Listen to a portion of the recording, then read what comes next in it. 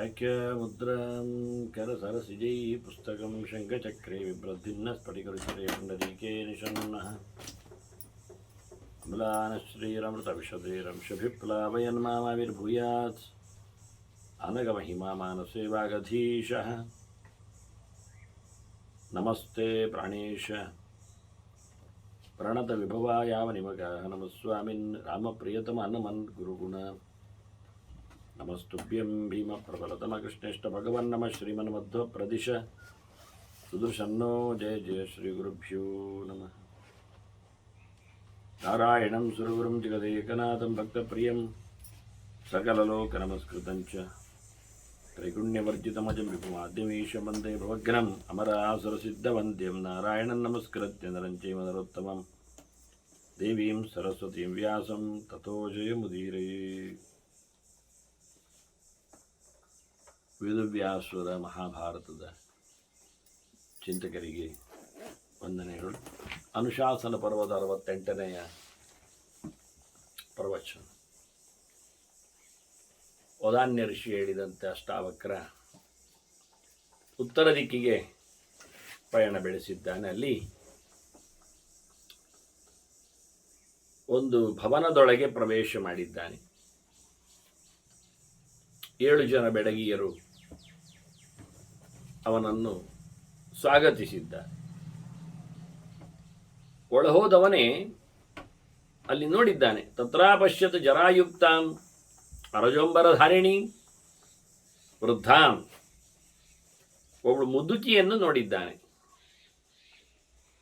ಬಹಳ ಚಂದ ಇದ್ದಾಳೆ, ಒಳ್ಳೆ ಬಟ್ಟೆ ಧರಿಸಿಕೊಂಡಿದ್ದಾಳೆ, ಮತ್ತೆ ಬಹಳ ಚಂದವಾದಂತಹ ಮಂಚದ ಮೇಲೆ ಪರ್ಯಂಕಮಾಸೀನಾಂ ಸರ್ವಾಭರಣಭೂಷಿತ, ಎಲ್ಲ ಆಭರಣಗಳನ್ನು ಹೊತ್ತಿದ್ದಾಳೆ. ಬಹಳ ದೊಡ್ಡದಾದ ಚಂದವಾದ ಆಸನದಲ್ಲಿ, ಸಿಂಹಾಸನದಲ್ಲಿ, ಮೆತ್ತನೆಯ ಹಾಸಿಗೆಯಲ್ಲಿ ಕೂತಿದ್ದಾಳೆ. ಇವ ನೋಡಿದ ತಕ್ಷಣ ಸ್ವಸ್ತಿ ಅಂದಿದ್ದಾನೆ, ಒಳ್ಳೆಯದಾಗಲಿ ಅಂತ ಹಾರೈಸಿದ್ದಾನೆ. ಆಕೆ ಆಸ್ಯತಾಮ್ ಅಂತ ಹೇಳಿದ್ದಾಳೆ, ಕೂತ್ಕೊಳ್ಳಿ. ಇವ ಕೂತ ಮತ್ತೆ ಹೇಳಿದ, ನನಗೆ ಒಬ್ಬಳಿದ್ರೆ ಸಾಕು ಅಂತ, ಇಷ್ಟೆಲ್ಲ ಬೇಡ ಅಂದ. ಪ್ರಜ್ಞಾತಾಯ ಪ್ರಶಾಂತಾಯ, ಯಾರು ಒಳ್ಳೆ ತಿಳ್ಕೊಂಡಿದ್ದಾರೆ, ಯಾರು ಒಳ್ಳೆ ಸಮಾಧಾನದಲ್ಲಿ ನೆಲೆ ನಿಂತವರಿದ್ದಾರೆ, ಗಡಿಬಿಡಿ ಮಾಡಿಕೊಳ್ಳುವವರು, ಅಶಾಂತತೆಯಲ್ಲಿ ಇರುವವರು, ಅರಿವು ಇಲ್ಲದವರು ಬೇಡ ಅಂತ ಹೇಳಿಕೊಳ್ಳುವಲ್ಲಿ. ಯಾರು ಎಲ್ಲಿದ್ದಾರೆ ಅಂತ ಅವನಿಗೆ ಗೊತ್ತಿಲ್ಲ ಹೇಗಿದ್ದಾರೆ ಅಂತ. ಹಾಗಾಗಿ ಅಂಥವಳೊಬ್ಬಳು ಇದ್ದರೆ ಸಾಕು. ಮತ್ತು ಉಳಿದವರೆಲ್ಲ ಶೇಷಾಹ ಗಚ್ಚಂತು ಚಂದತಃ, ಇನ್ನಿಮಿಷ್ಟ ಉಳಿದವರೆಲ್ಲ ಹೋಗ್ಬೋದು ಅಂದ. ಸರಿ, ಉಳಿದವರೆಲ್ಲ ಇವನಿಗೆ ಸುತ್ತಾಗಿ ಅಂದರೆ ಪ್ರದಕ್ಷಿಣೆಯಾಗಿ ಹೊರಟೋದ್ರು. ಈ ಮುದುಕಿ ಮಾತ್ರ ನಿಂತ್ಕೊಳ್ಳು ಇದ್ಲು. ಸಾ ವೃದ್ಧಾತ ವ್ಯತಿಷ್ಠತ, ಆ ಚಂದದ ಮುದುಕಿ ಹೆಂಗಸು ಸರ್ವಾಭರಣ ಭೂಷಿತೇಳು, ಅವಳು ಉಳಿಸಿಕೊಂಡ್ಳು.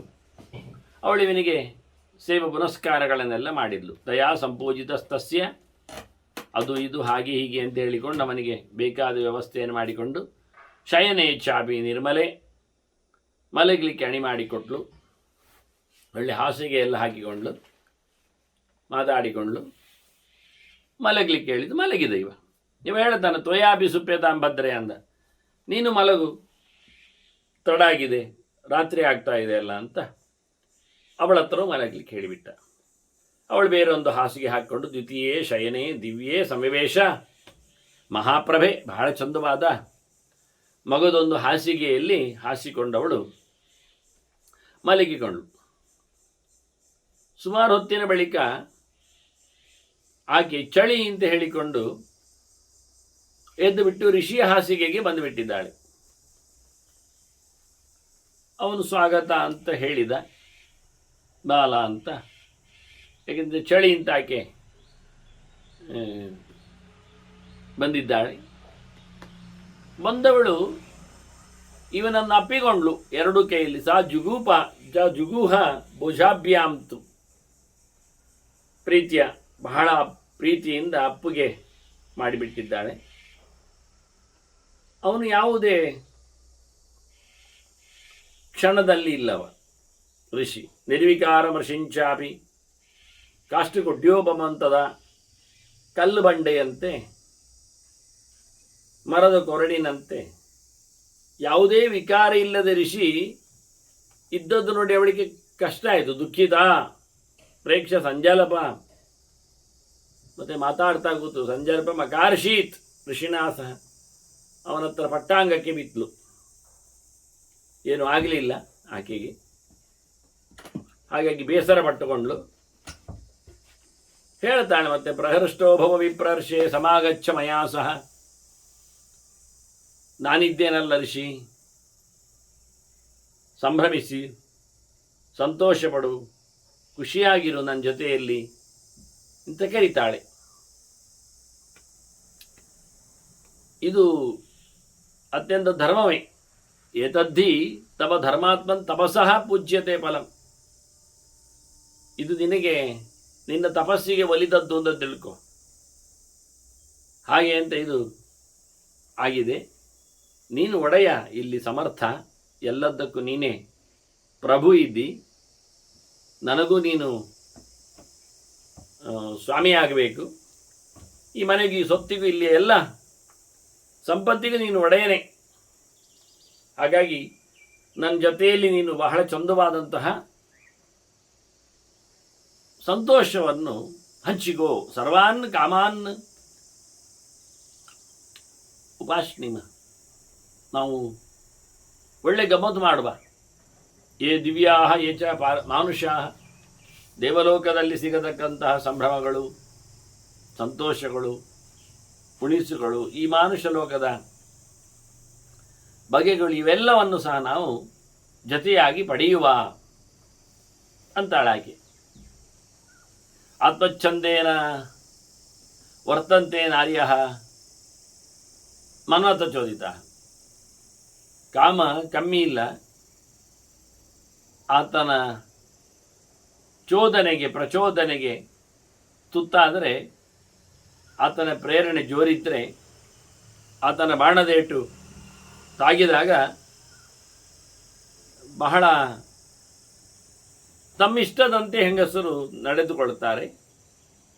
ಹಾಗೆ ನಾನು ತೊಂದರೆಗೊಳಗಾಗಿದ್ದೇನಲ್ಲ ಅಂತ ಆಕೆ ಹೆಂಗಸರಿಗೆ ನಚ ದಕ್ಷ್ಯಂತಿ ಗಚ್ಚಂತ್ಯ ಸುತಪ್ತೈರಪಿ ಪಾಂಸಭಿಃ ಅಂತಾಳೆ.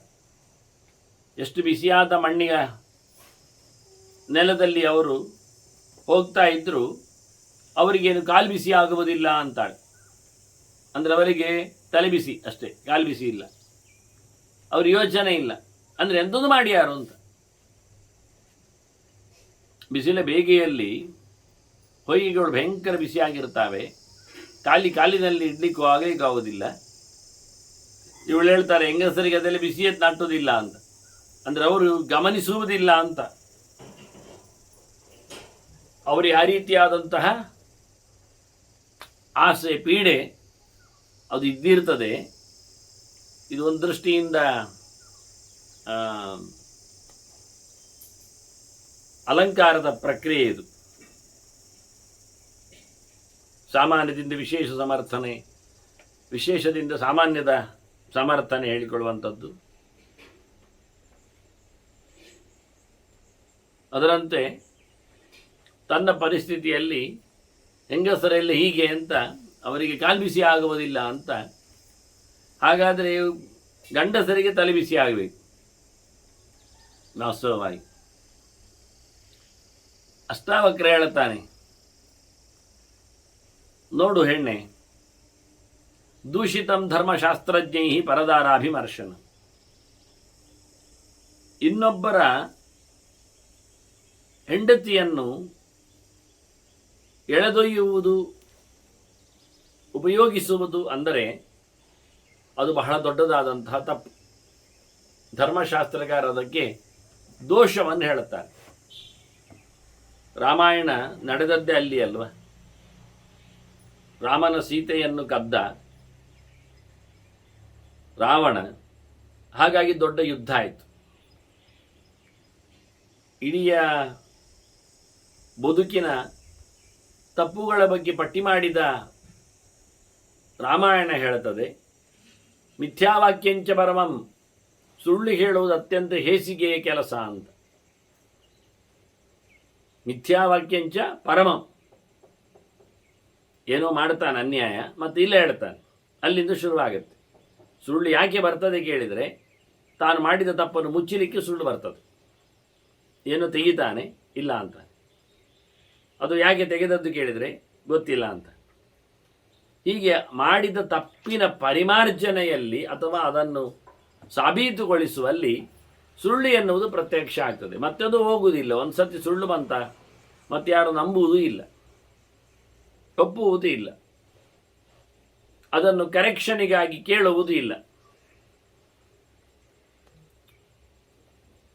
ಹೀಗಾಗಿ ಅತ್ಯಂತ ಎತ್ತರದ ತಪ್ಪು ಏನು ಕೇಳಿದರೆ ಸುಳ್ಳು ಹೇಳುವುದು. ಅದರಿಂದ ಬಹಳಷ್ಟು ದೊಡ್ಡ ಅನರ್ಥ ಆಗ್ತದೆ, ತೊಂದರೆ ಆಗ್ತದೆ.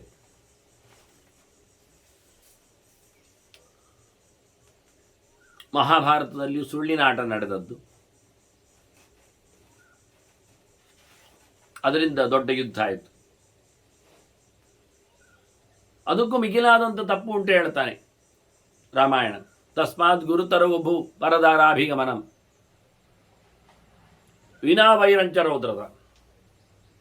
ತಪ್ಪು ಮಾಡದೇನೆ ಅನ್ಯಾಯ ಮಾಡ್ತಾರಲ್ಲ, ತೊಂದರೆ ಕೊಡದೇನೆ ಹಿಂಸೆ ಮಾಡ್ತಾರಲ್ಲ, ಅದು ಒಂದು ದೊಡ್ಡದಾದಂತಹ ಅನರ್ಥ. ಋಷಿಗಳು ಹೇಳೋದು ಅದನ್ನು. ನಾವು ಸುಮ್ಮನೆ ಜಪ ತಪ ಅನುಷ್ಠಾನ ಮಾಡುತ್ತೇವೆ, ನಮಗೆ ಯಾಕೆ ರಾಕ್ಷಸರು ಉಪಟಳ ಕೊಡುತ್ತಾರೆ, ನಮ್ಮಲ್ಲಿ ಏನುಂಟು ಅಂತ. ನಾವು ಹೋಮ ಮಾಡುವುದರಿಂದ ಅವರಿಗೇನು ನಷ್ಟ,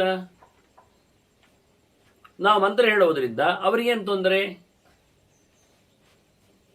ಕೇಳಬಾರದು ನಮ್ಮ ಮಂತ್ರ, ಹೊರಟೋಗಲಿ ಅಲ್ಲ. ದೊಡ್ಡ ಮಟ್ಟಿನ ಕಾಡುಗಳಿವೆ, ಇಲ್ಲ ನಾವು ಹೊರಟೋಗ್ತೇವೆ. ನಮ್ಮನ್ನು ಬಡಿಯೋದು ಯಾಕೆ, ಹಿಡ್ಕೊಂಡು ಹೊಡೆಯೋದು ಯಾಕೆ, ಕೊಲ್ಲುವುದು ಯಾಕೆ? ವಿಷಯ ಇಷ್ಟೇ ಪ್ರಶ್ನೆ.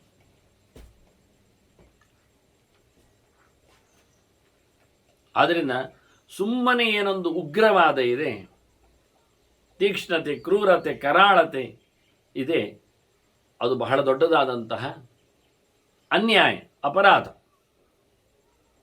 ಇದು ನಡೆದಿದೆ ಆ ಕಾಲದಲ್ಲಿ, ಋಷಿಗಳ ಮೇಲೆ ದೌರ್ಜನ್ಯ. ಹಾಗಾಗಿ ರಾಮ ಒಳ್ಳೆ ಸ್ವೀಪ್ ಮಾಡಬೇಕಾಯ್ತು ಅವರ ದಂಡಕಾರಣ್ಯದಲ್ಲಿ.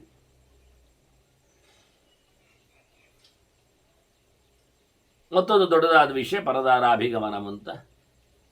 ಹಾಗೆ ಇವು ಹೇಳ್ತಾನೆ, ಧರ್ಮಶಾಸ್ತ್ರಜ್ಞರು ದೂಷಣೆ ಮಾಡಿದ್ದಾರೆ, ಮತ್ತೊಬ್ಬರ ಹೆಂಡತಿಯನ್ನು ಸೆಳೆದೊಯ್ಯಬೇಡ, ಬಲಾತ್ಕರಿಸಬೇಡ, ಪ್ರೀತಿಸಬೇಡ, ಉಪಯೋಗಿಸಿಕೊಳ್ಳಬೇಡ ಅಂತ. ಏನದಕ್ಕೆ ಕೇಳಿದರೆ, ಶುದ್ಧ ಕ್ಷೇತ್ರೇ ಬ್ರಹ್ಮಹತ್ಯ ಅಂತ. ನೀವು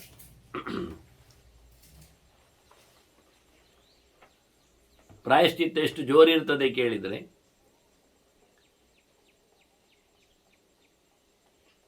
ಆಕೆ ಒಂದೊಮ್ಮೆ ಮದುವೆ ಆಗದವಳಾಗಿದ್ದರೆ, ಪರದಾರ ಅಲ್ಲದು,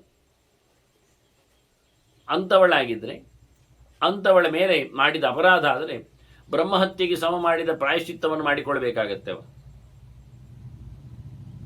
ಅದು ವಿಪ್ರಕ್ಷೇತ್ರ ಆದರೆ, ಒಬ್ಬ ಬ್ರಾಹ್ಮಣನ ಹುಡುಗಿ ಬ್ರಾಹ್ಮಣನ ಹೆಂಡತಿ ಎಲ್ಲ ಆಗಿಬಿಟ್ರೆ, ಒಬ್ಬ ತಿಳಿದವನ, ಜ್ಞಾನಿಯ, ಎತ್ತರದವನ, ಸಾಧಕನ ಮಡದಿ ಆಗಿದ್ದರೆ ಇನ್ನೂ ವಿಶೇಷ ಅಂತ.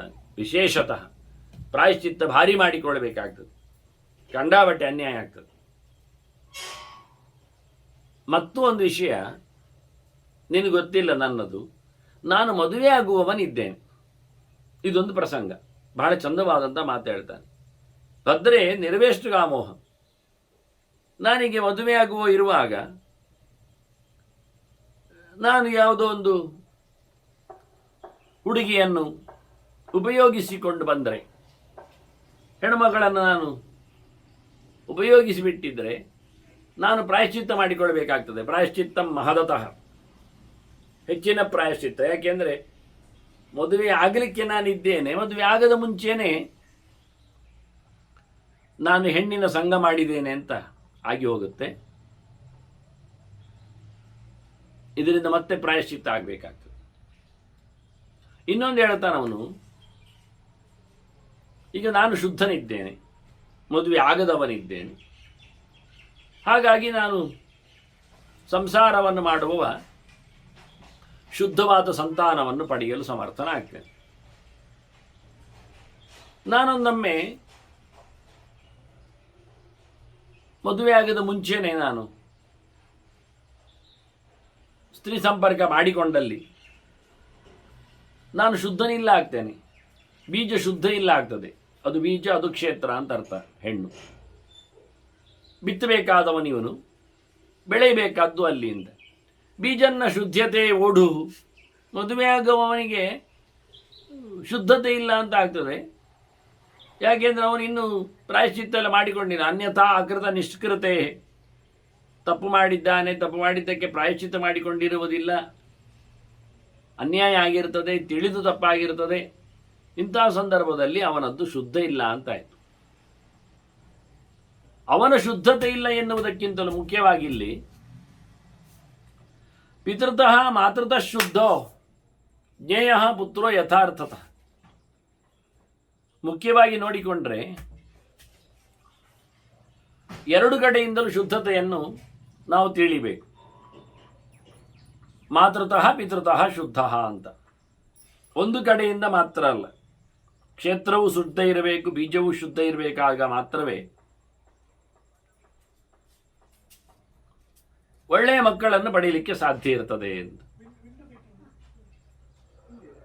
ಹಾಗಾಗಿ ಮಗ ಶುದ್ಧನಾಗಿ ಬರಬೇಕಾದರೆ ತಂದೆಯಿಂದಲೂ ತಾಯಿಯಿಂದಲೂ ಆತ ಯೋಗ್ಯನೆನಿಸಿಕೊಳ್ಬೇಕು. ಇದರಿಂದಾಗಿ ಮುಂದಕ್ಕೆ ಅಪಚಾರ ಆಗಲಿಕ್ಕೆ ಇರಲಿಕ್ಕೆ ಹೋಗಿ ನಾನು ಒಪ್ಪುವುದಿಲ್ಲ ಅಂತ ಹೇಳುತ್ತಾನೆ. ಮತ್ತೆ ನಾನು ವಿಶೇಷ ಅನಭಿಜ್ಞೋಹಂ, ನನಗಿದ್ರ ಬಗ್ಗೆ ಗೊತ್ತಿಲ್ಲ, ವ್ಯವಸ್ಥಿತವಾಗಿ ಗೊತ್ತಿಲ್ಲ, ನಾನು ಅನುಭವಿಸ್ತಾ ಅಲ್ಲಲ್ಲ. ಇಷ್ಟೆಲ್ಲ ವಿಷಯ ಉಂಟು ಅಂತ ಧರ್ಮದಲ್ಲಿ ಗೊತ್ತಷ್ಟೇ. ಧರ್ಮಾರ್ಥಂ ಕೆಲ ಸಂತತಿ, ಸಂತಾನ ಎನ್ನುವುದು ಧರ್ಮಕ್ಕಾಗಿ, ಆದ್ದರಿಂದ ಭೋಗಕ್ಕಾಗಿ ಗಮ್ಮತ್ತಿಗಾಗಿ ಅಲ್ಲದೇ ಇರುವುದರಿಂದ, ಮತ್ತು ನಾಳೆ ಹುಟ್ಟುವ ಮಗನಿಂದ ನಾನು ಬೆಳೆಯಲಿದ್ದೇನೆ, ಒಳ್ಳೆ ಲೋಕವನ್ನು ಪಡೆಯಲಿದ್ದೇನೆ. ಅವನು ನನ್ನ ದೋಷದಿಂದಾಗಿ ಮುಂಬರುವ ಸಂತಾನ ಅವನು ದೋಷ ಅಂತಾದರೆ, ದುಷ್ಟ ಆಗಿಬಿಟ್ರೆ ನಾನು ಪಡೆಯುವ ಸೌಭಾಗ್ಯಗಳು ನನಗೇ ಇಲ್ಲ ಆಗ್ತವೆ. ನನಗೆ ಆಗಿರತಕ್ಕಂಥವನು ಮುಂದಿನ ಪಿತೃಕಾರ್ಯಗಳೇನಿವೆ, ಹಾಗಾಗಿ ಅದು ನನಗೆ ಒಳ್ಳೆಯ ರೀತಿಯನ್ನು ಸಿಗದೆ ಹೋಗಿ ನಾನು ಸೋಲ್ತೇನೆ. ಏವಂ ಲೋಕಾನ್ ಗಮಿಷ್ಯಾಮಿ ಪುತ್ರೇ ರೀತಿಯ ಸಂಶಯ. ಒಳ್ಳೆಯ ಮಕ್ಕಳಲ್ಲಿ ಪಡೆದಾಗ ನಾವು ಒಳ್ಳೆಯ ಲೋಕವನ್ನು ಪಡೀಲಿಕ್ಕೆ ಬರ್ತದೆ ಎನ್ನುವುದು ಸತ್ಯ ತಾನೇ. ಅವರು ಮಾಡಿರತಕ್ಕಂತಹ ಗತಿಗಳಲ್ಲಿ, ಕ್ರಿಯೆಗಳಲ್ಲಿ, ಪಿತೃಮೇಧಗಳಲ್ಲಿ, ಇವೆಲ್ಲದರಿಂದಾಗಿ ನಾವು ಅತ್ಯಂತ ಎತ್ತರದ ವ್ಯಕ್ತಿತ್ವವನ್ನು ಪಡೀಲಿಕ್ಕೆ ಸಾಧ್ಯ ಇರ್ತದೆ. ನನ್ನಿಂದಲೇ ಅದು ತಪ್ಪಾಗಿದ್ದಲ್ಲಿ ನಾನೇ ಪಡೆಯಬೇಕಾದ ಭಾಗ್ಯಗಳಿಂದ ನಾನು ವಂಚಿತನಾಗ್ತೇನೆ. ಭದ್ರೇ ಧರ್ಮಮಿಜಾನಿ, ಅಲ್ಲವೇ ನೀನು ಒಳ್ಳೆಯವಳು, ಚೆನ್ನಾಗಿ ಧರ್ಮದ ಬಗ್ಗೆ ಯೋಚನೆ ಮಾಡು. ಜ್ಞಾತ್ವಾಚ ಉಪರಮಸ್ವಚ. ಹಾಗಾಗಿ ನಿನ್ನ ಉಪರಮಸ್ವಹ ಮತ್ತೆ ಅಂತಾನೆ, ಓ ಅಂತೇಳಿ ನೀನು ಆದಷ್ಟು ಬೇಗ ಶಾಂತಿಯನ್ನು ಕಾಪಾಡಿಕೋ. ನಿನ್ನ ಈ ತೀಟೆಯಿಂದ, ಕ್ರೀಡೆಯಿಂದ, ಲಾಲಸೆಯಿಂದ, ಭೋಗದ ಇಚ್ಛೆಯಿಂದ ನೀನು ಹಿಂದಕ್ಕೆ ಹೋಗು, ಉಪರತಿಯನ್ನು ಪಡೆಯ ಅಂತ. ಆಗ ಆಕೆ ಹೇಳ್ತಾಳೆ, ವೃದ್ಧೆ ಹೇಳ್ತಾಳೆ, ಹೆಣ್ಣು ನೋಡಿ, ಹೆಂಗಸರು ಅಂದರೆ ಅವರಿಗೆ ಒಂದೇ ವಸ್ತು, ಬಯಕೆ ಮಾತ್ರ, ಕಾಮ ಮಾತ್ರ, ಮತ್ತು ಯಾವ ದೇವತೆಯನ್ನು ಯೋಚನೆ ಪಡುವುದಿಲ್ಲ ಅವರು. ರತಿಶೀಲಾಹಿ ಯೋಷಿತ. ಹೆಂಗಸರು ಅಂದ್ರೇನೆ ಹಾಗೆ, ರಮಿಸುವವರು ಅಂತಲೇ ಅರ್ಥ ಅವರಿಗೆ. ಪ್ರೀತಿ ಮಾಡುವವರು, ಅದಕ್ಕೆ ಯೋಷಿತ ಅಂದದ್ದು. ಜುಷಿ ಪ್ರೀತಿ ಸೇವನೆ ಅಂತ ಯೋಷಿತ್ ಶಬ್ದ. ಪ್ರೀತಿಸುವವರು, ಶೇಲೆ ಮಾಡುವವರು ಕ್ರಮ. ಅಲ್ಲ, ನೀನು ಎಂತ ಹೇಳ್ತಿ? ಹೆಂಗಸರ ಬಗ್ಗೆ, ಶುದ್ಧತೆಯ ಬಗ್ಗೆ, ಕ್ಷೇತ್ರದ ಬಗ್ಗೆ ಎಲ್ಲ ಹೇಳ್ತೀಯಲ್ಲ, ಎಲ್ಲಿದ್ದಾರೆ, ಹೇಗಿರ್ತಾರೆ? ಸಹಸ್ರೇ ಕಿಲ ನಾರೀಣಾಂ ಪ್ರಾಪ್ಯತೈಕ ಕದಾಚನ. ಎಲ್ಲಿಯೋ ಒಂದು 1000ಕ್ಕೊಬ್ಬಳು ಯೋಗ್ಯಳು ಸಿಗಬಹುದು, ಆತ್ಮಸಂಯಮ ಉಳ್ಳವಳು. ಧರ್ಮದ ಬಗ್ಗೆ ಎಚ್ಚರ ಆಗುವವಳು, ಸಾವಿರಕ್ಕೊಬ್ಬಳು ಅವಳು ಹೇಳುದು. ಇನ್ನು ಮುಂದಕ್ಕೆ ಹೋದರೆ ತಥಾ ಶತಸಹಸ್ರೇಶು ಯದಿ ಕಾಚಿತ್ ಪತಿವ್ರತ, ಒಂದವನಿಗೆ ಪತಿವ್ರತೆ ಬೇಕು ಅಂತ ಕಂಡ್ರೆ 1,00,000 ಆಗ್ಬೋದು. ಶತಸಹಸ್ರ ಅಂದರೆ ಲಕ್ಷ ಆಗ್ತದೆ, 100,000 ಲಕ್ಷಕ್ಕೊಬ್ಬಳು ಪತಿವ್ರತೆ ಸಿಗುವುದು. ಮಾನಸಿಕವಾಗಿಯೂ ವಾಚಿಕವಾಗಿಯೂ ಇನ್ನಿತರ ನೆಲೆಯಲ್ಲಿಯೂ ಏಕಪ್ರಕಾರವಾಗಿ ಏಕತೆಯನ್ನು ಕಾಪಾಡಿಕೊಳ್ಳುವಂತೆ ಮಾಡಿದರೆ ಇಂತಹ ವ್ಯವಸ್ಥೆಗಳಲ್ಲಿ ಪತಿವ್ರತೆ ಸಿಗುವಂಥದ್ದು ಲಕ್ಷಕ್ಕೊಬ್ಬಳಲ್ವ, ಅದು ಕಷ್ಟದಲ್ಲಿ. ಹೆಂಗಸರು ಗಮ್ಮತು ಮಾಡುವವರಷ್ಟೇ, ಲೀಲಾಯಂತ್ಯ. ಯಾರನ್ನು ಹೇಗೂ ತಂದೆ, ಅಣ್ಣ, ಬಂಧು ಇಂಥದ್ದನ್ನು ನೋಡಲಿಕ್ಕೆ ಇಲ್ಲ, ನೋಡುವುದೂ ಇಲ್ಲ. ಯಾರನ್ನೂ ಗಮನಿಸದೇ ಇರುವವರು ಆಡುವವರು, ಆಡಿಸುವವರು ಅಂತ ಅರ್ಥ. ಅವರು ಮನೆಯನ್ನು ಹಾಳು ಮಾಡ್ತಾರೆ, ವಂಶವನ್ನು ಹಾಳು ಮಾಡ್ತಾರೆ, ಕುಲಂಗ್ರಂಥಿ. ಅಷ್ಟೇ ಅಲ್ಲದೆ ಅದಕ್ಕೊಂದು ಉದಾಹರಣೆ ಹೇಳ್ತಾಳು, ಕುಲ ನಿಮ್ಮ ಸರಿದ್ವರ ಅಂತ. ದಂಡೆಯನ್ನು ದೊಡ್ಡ ನದಿ ಹೇಗೆ ಹೊಡ್ಕೊಂಡು ಹೋಗ್ತದೋ ಹಾಗೆ ದೊಡ್ಡ ನದಿಯನ್ನು ತಡೆಯುವವರು ಯಾರಿದ್ದಾರೆ? ತಡಿಲಿಕ್ಕೆ ಇಲ್ಲಿ ಆಗ್ತದೆ, ಹುಚ್ಚೆದ್ದು ಹೋಗ್ತದೆ ನೀರಿನ ರಾಶಿಗಳು. ಆಗ ಬದಿ ದಡೆ ಎಲ್ಲ ಹರಿದೋಗ್ತದೆ, ಮುರಿದೋಗ್ತದೆ, ಬಿದ್ದೋಗ್ತದೆ, ಗರ್ಭದಲ್ಲಿ ಕಾಲಗರ್ಭದಲ್ಲಿ ಲೀನವಾಗಿ ಬಿಡ್ತದೆ. ಒಂದು ದಿನ ಇಲ್ಲಿ ನದಿ ಹರಿದಿದೆ, ಪ್ರವಾಹ ಎದ್ದಿದೆ, ಮುರಿದೋಗಿದೆ ಎನ್ನುವುದು ಗೊತ್ತಾಗದೇ ಇರ್ತದೆ. ಇವೆಲ್ಲ ಉಪಮೆಗಳಲ್ಲಿ ಮಾತಾಡ್ತಾಳೆ ಆಕೆ. ಹಾಗೆ ಹೆಂಗಸರು ಹುಚ್ಚೆದ್ದು ಹರಿದಾಡಿಕೊಂಡು ಹೋದರೆ ಸರಿದ ಸ್ತ್ರೀಲಿಂಗ ಅದು. ಅದರಲ್ಲಿ ವರಶಬ್ದ ಹಾಕಿದ್ದಾರೆ. ದೊಡ್ಡ ನಟಿ, ದೊಡ್ಡವರು, ಯೋಗ್ಯತೆ ಹೆಚ್ಚಿದೆ, ಚೆಲುವು ಜಾಸ್ತಿ ಇರುತ್ತೆ, ಶ್ರೀಮಂತಿಗೆ ತುಂಬಿರ್ತದೆ, ಯೌವನದ ಕಾವ್ಯ ಇರ್ತದೆ. ಇಂಥದ್ದೆಲ್ಲ ಲೆಕ್ಕಾಚಾರದಲ್ಲಿ ತುಂಬಿ ಹರಿದಾಗ, ಕೊಚ್ಚಿ ಹೋದಾಗ, ಹುಚ್ಚು ಹಿಡಿದಾಗ, ಮಳೆ ಸುತ್ತಲ ಪ್ರಕೃತಿ ಅದು ಸಂಭ್ರಮಿಸಿಕೊಂಡಾಗಲೂ ಅನ್ನುವ ನೆಲೆಯಂತೆ. ಹಾಗಾಗಿ ಹೀಗೆ ಇವೆಲ್ಲ ದಡೆಗಳು ದಂಡೆಗಳು ಹೇಗೆ ಉದುರಿ ಹೋಗ್ತವೋ, ಬಿದ್ದು ಹೋಗ್ತವೋ, ಹಾಗೆ ಎಲ್ಲವನ್ನು ಕೊಚ್ಚೆ ಹಾಕ್ತಾರೆ. ಅಲ್ಲಿ ಕೂಲ ಅಂತಾಳೆ, ಇಲ್ಲಿ ಕುಲ ಅಂತ. ವಂಶವನ್ನು ಕೆತ್ತಿ ಬಿಡ್ತಾರೆ ಅಂತ. ಅಲ್ಲಿ ಕೂಲ ಅಂದರೆ ದಡ ಅಂತ ಅರ್ಥ, ಕುಲ ಅಂದರೆ ವಂಶ ಅಂತ ಅರ್ಥ. ಕುಲಂಗ್ರಂಥಿ ಕುಲ ನಿಮ ಸರಿದ್ವರ ಅಂತ. ಹೀಗೆ ಅಷ್ಟಾವಕ್ರ ಅದಕ್ಕೆ ಉತ್ತರ ಕೊಡ್ತಾನೆ. ಆಸ್ಯತಾಂ ರುಚಿರಂ ಛಂದಃ,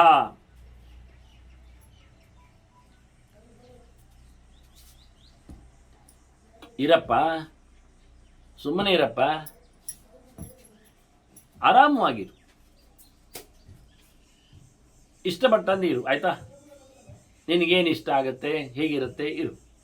ಕಿಂಜಗಾರ್ಯಂ ಬ್ರವೀಹಿಮೆ, ಎಂತಾಗಬೇಕು ನನಗೆ ಹೇಳು, ನಾನು ಮಾಡ್ತೇನೆ, ಹಾಗೆ ಆಯ್ತಾ? ಆಗ ಹೇಳ್ತಾಳೆ ಇವಳು, ವಸಂತ ಆವತ್ತು ಇರು, ನೀನು ಇದ್ದು ಬಿಡು, ಆಯಿತು ಅಂದ. ವತ್ಸೇಹಂ, ಇರ್ತೇನೆ. ಯಾವುದು ಉತ್ಸಾಹ ಭವತ್ಯಾಹ ಮಾತ್ರ ಸಂಸ್ಥೆ, ನಿನಗೆ ಎಷ್ಟರ ಮಟ್ಟಿಗೆ ಉತ್ಸಾಹ ಇರ್ತದೆ ಅಷ್ಟರ ಮಟ್ಟಿಗೆ ಇರ್ತೇನೆ, ಆಯಿತಾ? ಅಷ್ಟೇ ತಾನೇ? ನಿನ್ನ ಉತ್ಸಾಹಕ್ಕೆ ತಣ್ಣೀರೇರಿಸಲಿಕ್ಕೆ ನಾನು ಇಷ್ಟಪಡುವುದಿಲ್ಲ. ಸರಿ, ಸಂಶಯ ಬೇಡ. ಸರಿ ಅಂದ. ಜರೆ ನೋಡ್ತಾನೆ, ಮುದಿತನ ನೋಡ್ತಾನೆ. ಆಹಾ, ಏನು ವಿಚಿತ್ರ ಇದ್ದಾಳೆ. ನಾರಮತ್ಸ್ ಅವನಿಷ್ಟ ಆಗಲಿಲ್ಲ. ತತ್ರಾಸ್ಯ ದೃಷ್ಟಿ ರೂಪವಿರಾಗಿತ. ಎಲ್ಲಿ ನೋಡಿದರಲ್ಲಿ ಅವನ ದೃಷ್ಟಿ ಆಯಿಸಿದ್ರಲ್ಲಿ ಅವನು ಮುದಿತನವನ್ನೇ ನೋಡ್ತಾ ಇದ್ದಾನೆ. ಯಾವ ಯಾವ ಅಂಗದಲ್ಲಿ ಗಮನಿಸ್ತಾನೋ ಆ ಈ ಪ್ರತ್ಯಂಗಗಳಲ್ಲಿ ಅವನಿಗೆ ಅವಳ ಚೆಲುವು ಕಾಣುತ್ತಾ ಇಲ್ಲ, ವಿಕಾರ ಕಾಣುತ್ತಾ ಇದೆ, ವಿರೂಪ ಕಾಣುತ್ತಾ ಇದೆ. ಯೋಚನೆ ಮಾಡಿ ಅನಿಸಿತು ಅವನಿಗೆ, ದೇವತೆಯಂ ಗೃಹಸ್ಯಾಸಿ, ಈ ಮನೆಯ ದೇವತೆಯವಳು ಇರಬೇಕು, ಶಾಪಗ್ರಸ್ತಳಿ ಇರಬೇಕು. ಈಗ ಬೇಡ ಕಾರಣ ಯೋಚಿಸುವುದು ಅಂತ ನಮ. ಅಸ್ಯಾಶ್ಚ ಕಾರಣಂ ಎತ್ತು ನಯುಕ್ತಂ ಮನಸಾಮಯ. ಅಂದರೆ ಅವನು ಹೊರಟೋದ್ರೆ ಮನಸ್ಸಿಗೆ ಅಂತರಾಳ ಕೇಳಿದರೆ ಇಂಟ್ಯೂಷನ್ ಲೆವೆಲಲ್ಲಿ ಅದರ ಪ್ರಶ್ನೆಗಳನ್ನು ಉತ್ತರಗಳನ್ನು ಮಾಡಿಕೊಳ್ಳಲಿಕ್ಕೆ ಬರುತ್ತೆ. ಅವನು ಗಮನಿಸಲಿಕ್ಕೆ ಹೋಗಲಿಲ್ಲ. ಅಷ್ಟು ಸಲೀಸಾದ ಮನಸ್ಸುಗಳನ್ನು ಬಿಟ್ಟುಕೊಡತಕ್ಕಂಥ ವ್ಯಕ್ತಿ ಅವ. ಹಾಗಾಗಿ ಸುಲಭನಾಗಿ ಬಿಟ್ಟ. ರಾತ್ರಿ ಆಯಿತು, ಮತ್ತೆ ರಾತ್ರಿ ಕಳೆದು ಹೋಯಿತು. ಈಗ ರಾತ್ರಿ ಆಯಿತು ಅಂದರೆ ರಾತ್ರಿ ಕಳೆದು ಹೋಯಿತು, ಮುಗಿದು ಹೋಯಿತು, ರಾತ್ರಿ ಆಯಿತು. ಹೆಣ್ಣು ಹೇಳುತ್ತಾಳೆ, ಸೂರ್ಯ ಬರಲಿಕ್ಕಿದ್ದಾನೆ. ಕಿವುಪಸ್ತಾಸ್ಯತಾಂ ತವ, ನಿನಗೆಂತ ಮಾಡಲಿ ನಾನು ಕೇಳ್ತಾಳೆ ಅವನ ಹತ್ರ. ಬೆಳಗಾಗ್ತಾ ಬಂತಲ್ಲ. ಆಗ ಅಷ್ಟಾವಕ್ರ ಹೇಳ್ತಾನೆ, ಸ್ನಾನೋದಕ ಮಿಹಾನಯ, ನನಗೆ ಮೀಲಿಕ್ಕೆ ಅನುಕೂಲ ಮಾಡಿಬಿಡು. ಯಾಕೆ ಅಂದರೆ ನಾನು ಉಪಾಸಿಷ್ಯೆ ತತಃ ಸೂರ್ಯಂ ವಾಗ್ಯತಃ ನಿಯತೇಂದ್ರಿಯ, ನನಗೆ ಉಪಾಸನೆ ಮಾಡಲಿಕ್ಕುಂಟು, ಸೂರ್ಯೋಪಾಸನೆ. ಸೂರ್ಯಮಂಡಲ ಮಧ್ಯವರ್ತಿಯಾದ ನಾರಾಯಣನ ಚಿಂತನೆ ಮಾಡಲಿಕ್ಕಿದೆ. ಮನಸ್ಸು ಮಾತು ಎಲ್ಲ ನಿಂತ್ಕೊಳ್ಳಿಕ್ಕುಂಟು, ಮೌನ ವಹಿಸ್ಲಿಕ್ಕುಂಟು. ಶುದ್ಧಾತ್ಮನಾಗಬೇಕು ನಾನು, ಇಂದ್ರಿಯಗಳ ನಿಗ್ರಹ ಜೊತೆಯಲ್ಲಿ ನಡೆಸಬೇಕು ನಾನು ಅದನ್ನು ಜಪವನ್ನು ಅಂತಾನೆ. ಆಯ್ತು ಅಂತಾಳೆ ಇವಳು. ಎಣ್ಣೆ ತರ್ತಾಳೆ, ಮೀವ ಬಟ್ಟೆ ತರ್ತಾಳೆ, ಮತ್ತೆ ಕೇಳ್ತಾಳೆ ಎಣ್ಣೆ ಹಚ್ಚಿಲಿಯಾ ಅಂತ. ಆಯಿತು ಅಂದ. ಎಣ್ಣೆ ಹಚ್ಚಿದ್ಲು ಚಂದ ಮಾಡಿ, ಎಲ್ಲೆಡೆ ಎಲ್ಲ ಅವಯವಗಳಿಗೆ ಸಣ್ಣ ಬಟ್ಟೆ ಹಾಕಿ ಎಲ್ಲ. ಮತ್ತೆ ಮೀಸಿದ್ಲು, ಬೇಕಾದಷ್ಟು ಉಪಚರಿಸಿದ್ಲು, ಒರೆಸಿದ್ಲು, ಎಲ್ಲ ಕುಳ್ಳಿರಿಸಿದ್ಲು. ಹಾಗೆ ಇವನು ಅನುಷ್ಠಾನ ಮಾಡಿರಬೇಕು. ಇವನಿಗೇನು ಯೋಚನೆ ಇಲ್ಲ ಅವನ ತಲೆಯಲ್ಲಿ, ಯಾವುದೇ ಯೋಚನೆ ಇಲ್ಲದೆ ವ್ಯತೀತಾಂ ರಜನೀಂ ಕೃಷ್ಣಾಂ ನಾಜಾನತ್ಸ ಮಹಾಪ್ರತಃ. ಅವನಿಗೆ ದೇವರದ್ದೇ ಯೋಚನೆ ಆದ್ದರಿಂದ ತಲೆಯಲ್ಲಿ ದೇವರ ಬಗ್ಗೆ ಮಾತ್ರ ಯೋಚನೆ ಇರಲಿಕ್ಕೆ ಹೋಗಿ ಅವನು ರಾತ್ರಿಯನ್ನು ಯಾವುದನ್ನು ಸಹ, ರಾತ್ರಿ ಆದದ್ದನ್ನು ಯಾವುದನ್ನು ಘಟನೆಯನ್ನು ಸಹ ಆತ ತಲೆಯಲ್ಲೇ ಇಟ್ಟುಕೊಂಡಿರಲಿಲ್ಲ. ಅವನಿಗೆ ಗೊತ್ತೇ ಇಲ್ಲ ಹೀಗೊಂದು ನಡೆದು ಹೋಗಿದೆ ರಾತ್ರಿಯಿಂದ. ಬೆಳಿಗ್ಗೆ ಮಾತ್ರ ಗೊತ್ತೆಂತ ಕೇಳಿದ, ಎಂತ ಹೇಳಿದ, ಮೀಲಿಕ್ಕೆ ಮಿಂದ. ಚಂದವಾಗಿ ಜಪವನ್ನು ಮಾಡಿದ. ನೋಡಿದ ಸೂರ್ಯನನ್ನು. ಆಶ್ಚರ್ಯ ಆಯ್ತು ಅವನಿಗೆ. ಎಂತಾಯ್ತಿದ್ದು, ಏನು ನಡೆಯಿತು, ಏನು ಭ್ರಾಂತಿಯ ಕೊನೆಗೆ ಯೋಚನೆ ಮಾಡ್ತಾನೆ. ಅಂದರೆ ಕನಸೋ ಕೊನೆಗೆ ಅನ್ನುವ ಆ ಮಟ್ಟಿನಲ್ಲಿ. ಅಥೋ ಭಾಷ್ಯ ಸಹಸ್ರಾಂಶಂ ಕಿಂ ಕರೋಮೀತಿ ಉವಾಚತಾಂ. ಭಾಳ ಚಂದವಾಗಿ ಸೂರ್ಯನ ಉಪಾಸನೆ ಮಾಡಿ, ಸೂರ್ಯನ ನಡುವೆ ಇರತಕ್ಕ ಭಗವಂತನ ಚಿಂತನೆ ನಡೆಸಿ ಸಾವಿರಗಟ್ಟಲೆ ಭಗವಂತನ ರೂಪಗಳ ಅನುಸಂಧಾನ ಮಾಡಿದ್ದಾನೆ. ಮಾಡಿದ ಬಳಿಕ ಕೇಳಿದ, ಎಂತ ಮಾಡಲಿ ಅಂತಾನೆ ಇವಳ ಹತ್ರ. ಅವಳು ಊಟ ಆಗಬೇಕು ಅಂದ್ಲು. ಸರಿ, ಊಟ ಮಾಡಿದ. ಬಹಳ ಚಂದವಾದ ಅಮೃತಪ್ರಾಯವಾದ ಅಶನ ಆಕೆ ಹಾಕಿದ್ದಾಳೆ ತಯಾರಿಸಿ. ಇವನ ಜಪಾನುಷ್ಠಾನ ಎಲ್ಲ ಆಗುವಾಗ ಮಧ್ಯಾಹ್ನ ಮುಗಿದಿದೆ.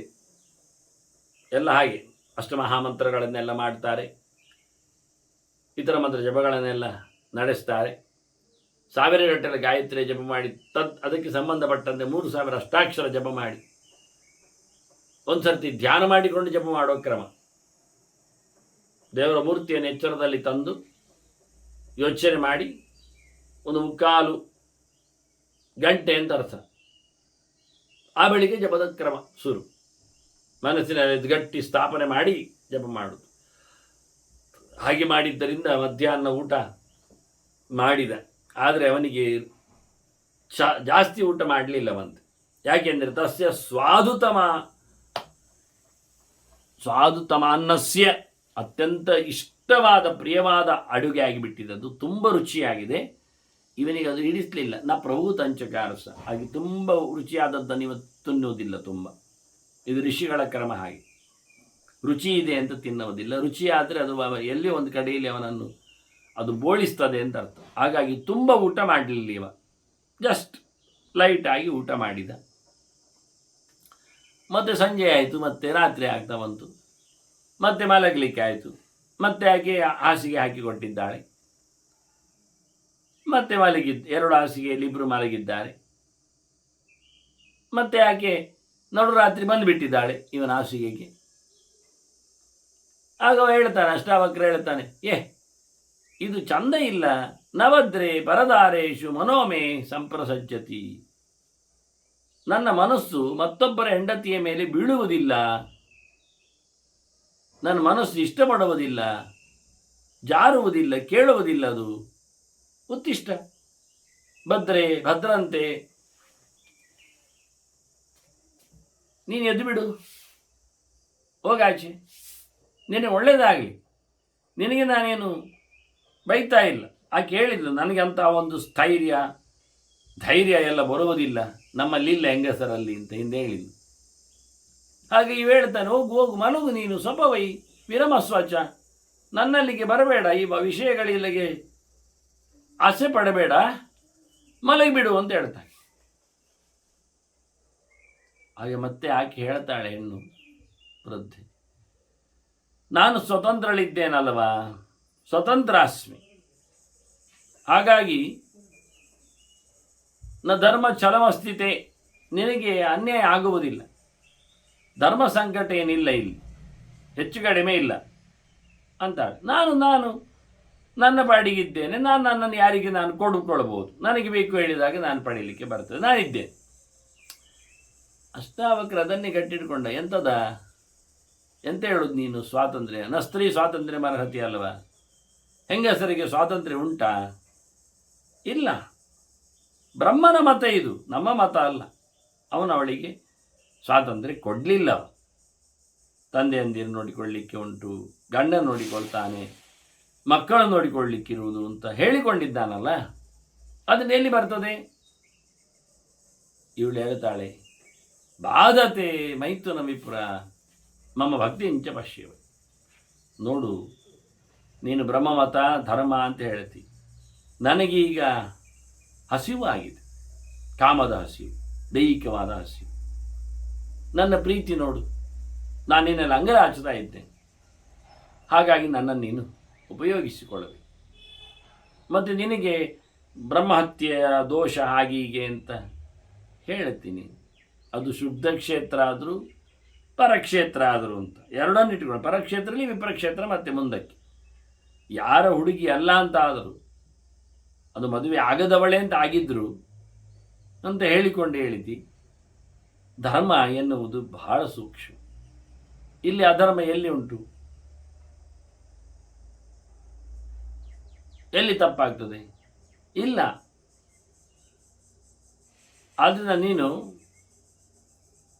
ನಿನಗೆ ಒಂದೊಮ್ಮೆ ನಾನು ಹೇಳುವುದಾದರೆ, ನಾನು ಬಯಸಿ ಬಂದವಳನ್ನು, ನಾನು ಸ್ವತಂತ್ರಳಾಗಿ ನನ್ನನ್ನು ನಾನು ಸಮರ್ಪಿಸಿಕೊಂಡವಳನ್ನು ನೀನು ಮನಸಾರೆ ಉಪಯೋಗಿಸಿಕೊಳ್ಳದಿದ್ದರೆ ಅದು ಅಧರ್ಮ. ಅವಳು ಹೇಳ್ತಾಳೆ, ಅಧರ್ಮಂ ಪ್ರಾಪ್ಸ್ಯತೆ ವಿಪ್ರ ಯನ್ಮಾಂತ್ವಂ ನಾಭಿನಂದಸಿ. ನನ್ನನ್ನು ಉಪಯೋಗಿಸಿಕೊಳ್ಳದಿದ್ದರೆ ನಿನಗೆ ಅಧರ್ಮ ಆಗುತ್ತೆ ಹೊರತು, ನೀನು ಬಿಟ್ಟು ಹೋದರೆ ಅಧರ್ಮ ಅನಿಸ್ತದೆ. ಆದ್ದರಿಂದ ಬಹಳ ವಿಚಿತ್ರವಾದಂತಹ ಧರ್ಮದ ಸಂಕಟ ಇದು. ಧರ್ಮದ ಸೂಕ್ಷ್ಮತೆ ಇರುವುದೇ ಇಲ್ಲಿ ಮುಖ್ಯವಾಗಿ. ಅವಳ ಪ್ರಕಾರದಲ್ಲಿ ಅವಳು ಅದನ್ನು ಸಮಗೊಳಿಸ್ತಾ ಇದ್ದಾಳೆ, ತಿಳಿ ಹೇಳ್ತಾ ಇದ್ದಾಳೆ. ಇವ ನಿಜವಾಗಿ ಶಾಸ್ತ್ರದ ಧರ್ಮ, ಅದಕ್ಕೆ ಧರ್ಮಶಾಸ್ತ್ರಜ್ಞ ಅಂತ ಹೇಳಿದ್ದವ. ನಾವಿಂದು ನೋಡಿದ್ದೇವೆ ಶಾಸ್ತ್ರ ಅಂದರೆ ಏನು ಅಂತ. ಆದರೆ ಇವನು ಬ್ರಹ್ಮಮತ ಅಂತ ಹೇಳಿದ, ವೇದವನ್ನು ಹೇಳಿಕೊಟ್ಟವನು ಮಾಡಿರತಕ್ಕಂತಹ ಕತೆ ಅನ್ನುವ ನೆಲೆಯಲ್ಲಿ. ಹೀಗಾಗಿ ನೀನು ನನ್ನನ್ನು ಬಿಟ್ಟು ಹೋದಲ್ಲಿ, ಉಪಯೋಗಿಸಿಕೊಳ್ಳದೇ ಇದ್ದಲ್ಲಿ, ಅವನಿಗೆ ಹಿಂದಿನ ದಿನದ ರಾತ್ರಿಯ ಕತೆ ನೆನಪಿಲ್ಲ, ಅದನ್ನು ಇಟ್ಟುಕೊಂಡಿಲ್ಲ ಅವನು. ನಾವು ಹಿಂದೆ ನೋಡಿಕೊಂಡೇವೆ ಅದನ್ನು, ನಾಜಾನತು ಅಂತ ರಾತ್ರಿಯ ಕತೆ. ಅಂತಹ ಒಂದು ವಿಚಿತ್ರವಾದಂಥ ವ್ಯಕ್ತಿತ್ವ ಅಂತ ಅದೇ ಹೇಳಿದ್ದಿಂದೆ. ಮನಸ್ಸನ್ನು ಮಾಡಿಕೊಂಡ ಹಾಗೆ ಉಂಟು ಅಂತ ಅಳಿಸಿಕೊಂಡ ಕತೆ ಅದು, ಆಗಲೇ ಇಲ್ಲ ಘಟನೆ ಅಂತ. ಹಾಗೆ ಇವತ್ತು ಬಹಳ ಸ್ಪಷ್ಟವಾಗಿ ಅವನು ಆಕೆಯಲ್ಲಿ ಹೇಳಿಕೊಂಡದ್ದಕ್ಕೆ ಆಕೆ ಹೇಳ್ತಾಳೆ, ಆಕೆ ಬೇರೆ ವರಸೆಯಲ್ಲಿ ಹೇಳ್ತಾಳೆ, ನನ್ನನ್ನು ಬಯಸಿ ಬಂದ ಹೆಣ್ಣನ್ನು ಉಪಯೋಗಿಸಿಕೊಳ್ಳದೇ ಇರುವುದು ಒಬ್ಬ, ಕಾಮವನ್ನು ತಿರಸ್ಕರಿಸುವುದು, ಕಾಮಭಿಕ್ಷೆಯನ್ನು ಕೊಡದಿರುವುದು, ಅದು ಒಂದು ದೊಡ್ಡ ಅಧರ್ಮವೇ ಆಗ್ತದೆ, ತಪ್ಪೇ ಆಗ್ತದೆ. ಅದನ್ನು ಯಾವುದು ತಪ್ಪು ಯಾವುದು ಸರಿ, ಧರ್ಮಾಧರ್ಮ ಬಹಳ ಅತ್ಯಂತ ಕ್ಲಿಷ್ಟವಾದ ವಿಷಯ. ಕೃಷ್ಣ ಮಹಾಭಾರತದ ಮಹಾಯುದ್ಧದಲ್ಲಿ ಇದನ್ನು ಗಟ್ಟಿ ಹೇಳಿದ್ದ ನಿಲ್ಲಿಸಿಕೊಡುವಾಗ. ಯಾವುದು ಧರ್ಮ ಯಾವುದು ಅಧರ್ಮ, ಹೋರಾಟ ಧರ್ಮವು ಹೋರಾಟ ಅಧರ್ಮವು, ಕ್ಷತ್ರಿಯರಿಗೆ ಯುದ್ಧ ಎನ್ನುವುದು ಧರ್ಮ ಅಂತ ಆದರೆ ಹಾಗಾದರೆ ದುರ್ಯೋಧನ ಯುದ್ಧಗಳೆಲ್ಲ ಧರ್ಮ ಆಗ್ತದ? ಆಗುವುದಿಲ್ಲ. ಅದು ಕ್ಷತ್ರಿಯ ಅಲ್ವ ಅವನು. ಹಾಗಾಗಿ ಕೃಷ್ಣ ಹೇಳಿದ್ದೇನು, ಎಲ್ಲಿ ಅಧರ್ಮ ಎಲ್ಲಿ ಧರ್ಮ ಇದೆ ಅಂತ. ಯುದ್ಧದಲ್ಲಿಯೂ ಧರ್ಮ ಇದೆ, ಯುದ್ಧ ಅಲ್ಲದಿದ್ದರೂ ಧರ್ಮ ಇದೆ ಅಂದ. ಅಯುದ್ಧೇವ ವರ್ತತೆ ಧರ್ಮತಂತ್ರ, ಸಂಗ್ರಾಮೇವ ವರ್ತತೆ ಧರ್ಮತಂತ್ರ ಅಂತ. ಹಾಗಾಗಿ ಧರ್ಮಾಧರ್ಮಗಳ ಬಗ್ಗೆ ಸ್ಪಷ್ಟವಾದ ನಿಲುವು ಅರ್ಥ ಆಗುವುದು ಕಡಿಮೆ. ಈ ಸೂಕ್ಷ್ಮವಾದ ಧರ್ಮವನ್ನಿಟ್ಟುಕೊಂಡೇ ಇಲ್ಲಿ ಈಕೆಯೂ ಸಹ ಅದನ್ನೇ ವಾದ ಮಾಡಿದ್ದು, ಕೃಷ್ಣ ಅದನ್ನೇ ಹೇಳಿದ್ದು. 2-3 ಸಂದಾಯಗಳಲ್ಲಿ ವಿಷಯಗಳನ್ನು ಹೇಳಲಿಕ್ಕೆ ಬರ್ತದೆ. ಅಂದರೆ ಧರ್ಮೋಭವತೆ ಅಧರ್ಮೋಪಿ ಅನ್ನುವ ಹಾಗೆ ಅಧರ್ಮವು ಧರ್ಮ ಆಗುತ್ತೆ, ಧರ್ಮವು ಅಧರ್ಮ ಆಗ್ತದೆ ಎನ್ನುವ ಹಿನ್ನೆಲೆ ಬಂದಾಗ ಭಗವಂತನ ಭಕ್ತರು ಮಾಡಿದರೆ ಅದು ಧರ್ಮ. ಬಹಳ ವಿಚಿತ್ರವಾದದ್ದು ಕಾನ್ಸೆಪ್ಟ್ಗಳು. ಇದನ್ನು ನಾವು ಇವತ್ತೇ ಅಪ್ಲಿಕೇಬಲ್ ಮಾಡಲಿಕ್ಕೆ ಆಗುವುದಿಲ್ಲ ಕೆಲವೊಮ್ಮೆ. ಯಾಕೆಂದರೆ ಕೆಲವೊಮ್ಮೆ ಕೇಳ್ತಾರೆ, ಅದು ನಾನು ಮಾಡಿದರೆ ಧರ್ಮ, ಅದು ಉಳಿದವರು ಮಾಡಲಿದ್ದೆ ಅದಲ್ಲ. ಅದು ಸರಿಯಾ? ಒಂದು ಕಮ್ಯುನಿಟಿಯವರು, ಒಂದು ಸಮಾಜದವರು, ಒಂದು ಮಠದವರು, ಒಂದು ಮಂದಿರದವರು, ಒಂದು ಆಫೀಸಿನವರು, ಒಂದು ಊರಿನವರು, ಅವರು ಕುಡಿದಿರೆ ಸತ್ಯ, ಅದು ಧರ್ಮ, ಅವರು ಕುಡಿಬಹುದು ಹೆಂಡವನ್ನು. ಉಳಿದವರು ಕುಡಿದ್ರೆ ಅದು ತಪ್ಪು, ಅದು ಅಧರ್ಮ, ಅದು ವೇದ ವಿರುದ್ಧ. ನಸುರಾಂಪಿ ಬೇತು ಉಂಟು ಅಂತ ಒಂದು ಶಾಸ್ತ್ರದಲ್ಲಿ ನಸುರಾಂಪಿ ಬೇತು ಉಂಟು ಅಂತ ಆದರೆ ಅದು ಸರ್ವತ್ರ ಅನ್ವಯ ಆಗುವುದಿಲ್ಲ. ಈ ಧರ್ಮದ ಬಗ್ಗೆ ಬಹಳ ವಿಚಿತ್ರ ಆಗ್ತದೆ. ಅದೇ ಭಗವಂತನ ಭಕ್ತರು ಮಾಡಿದಾಗ, ಅದೇ ಪುಂಡರೀಕ ಯಾಗ ಮಾಡಿದ ದುರ್ಯೋಧನ, ಅದು ಅಧರ್ಮ ಆಯಿತು. ರಾಜಸೂಯ ಯಾಗ ಮಾಡಿದರು ಪಾಂಡವರು, ಅದು ಧರ್ಮ ಆಯಿತು. ಯುದ್ಧ ಮಾಡಿದ್ದು ಪಾಂಡವರದ್ದು ಸರಿ, ಭೀಷ್ಮಾದಿಗಳದ್ದು ತಪ್ಪು. ಹೀಗಾಗಿ ಧರ್ಮಾಧರ್ಮದ ಸೂಕ್ಷ್ಮತೆಯ ವಿಷಯವನ್ನು ಅರಿಯುವುದರಲ್ಲೇ ಮಹಾಭಾರತ ಧರ್ಮಶಾಸ್ತ್ರ ಆಗಿ ನಿಂತದ್ದು. ಧರ್ಮೇಚ ಅರ್ಥೇಚ ಕಾಮೇಚ ಮೋಕ್ಷೇಚ ಭರತರ್ಷಭ ಅಂತ ಹೇಳ್ತಾ ಬಹಳ ದೊಡ್ಡ ಮಟ್ಟಿನ ಧರ್ಮಶಾಸ್ತ್ರವಾಗಿ ಈ ಕಥೆಗಳ ಮೂಲಕ, ಕೆಲವೊಮ್ಮೆ ನೀತಿಗಳ ಮೂಲಕ, ಕೆಲವು ಆಚರಣೆಗಳ ಮೂಲಕ ಧರ್ಮದ ಸಂಕಟ. ಅದರಲ್ಲಿ ದ್ರೌಪದಿಯು ಗುಡುಗಿದ್ದು ಅದೇ ರೀತಿಯಲ್ಲಿ. ನಸಾ ಸಭಾ ಯತ್ರ ನಸಂತಿ ವೃದ್ಧ ನದೇ ವೃದ್ಧಾಯಿ ನವದಂತಿ ಧರ್ಮಂ ಅಂತ. ನಾಸೋ ಧರ್ಮ ಯತ್ರ ನ ಸತ್ಯಮಸ್ತಿ ನದ ಸತ್ಯಮಿಚ್ಛಲೇನಾನ ವಿದ್ಯಂ ಅಂತ. ಧರ್ಮಕ್ಕೆ ಬೇಕಾಗಿರತಕ್ಕಂಥ ಸತ್ಯ, ಅದನ್ನು ಬದುಕಿಸಬೇಕಾಗಿರತಕ್ಕಂಥ ಒಂದು ಪ್ರಾಮಾಣಿಕತೆ, ಇವನ್ನೆಲ್ಲ ನೋಡಿಕೊಂಡಾಗ ಬಹಳ ವಿಚಿತ್ರ ಅನ್ನಿಸ್ತದೆ. ಹಾಗಾಗಿ ಈಕೆ ಮಾಡಿದ ವಾದ ಬಹಳ ಅದ್ದೂರಿಯಾಗಿದೆ. ನನಗೆ ಧರ್ಮ ಬೇಕು, ನೀನು ಬೇಕು. ನೀನು ಬರದಿದ್ದರೆ ನೀನು ಅಧರ್ಮ ಆಗ್ತೀಯ, ಅಧರ್ಮದಲ್ಲಿ ಇದ್ದಾಗೆ ಆಗ್ತದೆ. ಆದರೆ ಅವನು ಹೇಳಿದ್ದು ಬಂದರೆ ಅಧರ್ಮ ಆಗ್ತದೆ, ಪ್ರಾಯಶ್ಚಿತ್ತ ಮಾಡಬೇಕು ಅಂತ. ಈಗ ಹೇಳ್ತಾರೆ ಬಾರದಿದ್ದರೆ ಅಧರ್ಮ ಆಗ್ತದೆ, ಪ್ರಾಯಶ್ಚಿತ್ತ ಮಾಡಬೇಕಾಗ್ತದೆ. ಹೀಗಾಗಿ ಧರ್ಮಾಧರ್ಮದ ಸಂಕಟ ವೈಯಕ್ತಿಕವಾಗಿ ನಿಲ್ತದೆ. ಅವನಿಗೆ ಅವನ ಧರ್ಮ, ಇವಳಿಗೆ ಇವಳ ಧರ್ಮ. ಇವಳಿಗೆ ಬೇಕಾದ್ದು ಇವಳ ಧರ್ಮದಂತೆ ವಾಕ್ಯಗಳನ್ನು ಉಲ್ಲೇಖ ಮಾಡಿ ಅದನ್ನು ಅಣಿಗೊಳಿಸಿದ್ದಾಳೆ. ಆತನು ಆತನಂತೆ ಧರ್ಮವನ್ನು ಹೇಳುತ್ತಾ ಶಾಸ್ತ್ರಗಳು ತಿಳಿಸುವಂತೆ ಇವಳು ಸ್ವತಂತ್ರಳು ಅಲ್ಲ ಅಂದರೆ ಸ್ವತಂತ್ರಳು ಹೌದು ಅಂತ ಹೇಳಿಕೊಳ್ಳುವ ಮೂಲಕ ಧರ್ಮ ಅಧರ್ಮಗಳ ಬಗ್ಗೆ ಜಿಜ್ಞಾಸೆ ಮುಂದುವರಿದಿದ್ದು. ಅದನ್ನು ಮತ್ತೆ ಇನ್ನೊಮ್ಮೆ ಇವರ ಈ ರಾತ್ರಿ ಕಳಿಬೇಕು. ಮತ್ತೆ ಈಕೆ ಏನು ಉತ್ತರ ಕೊಟ್ಟು ಮತ್ತೆ ರಾತ್ರಿಯನ್ನು ದುಡಿದ್ದಾಳೆ. ಅಷ್ಟಾವಕ್ರನ ಮದುವೆಯ ಕಥೆ ಏನಾಗಿದೆ ಎನ್ನುವುದನ್ನು ಮತ್ತೆ ಕೇಳುವ ವಂದನೆಗಳೊಂದಿಗೆ ಶ್ರೀಕೃಷ್ಣ ನಾರಾಯಣ ನಾರಾಯಣ ನಾರಾಯಣ.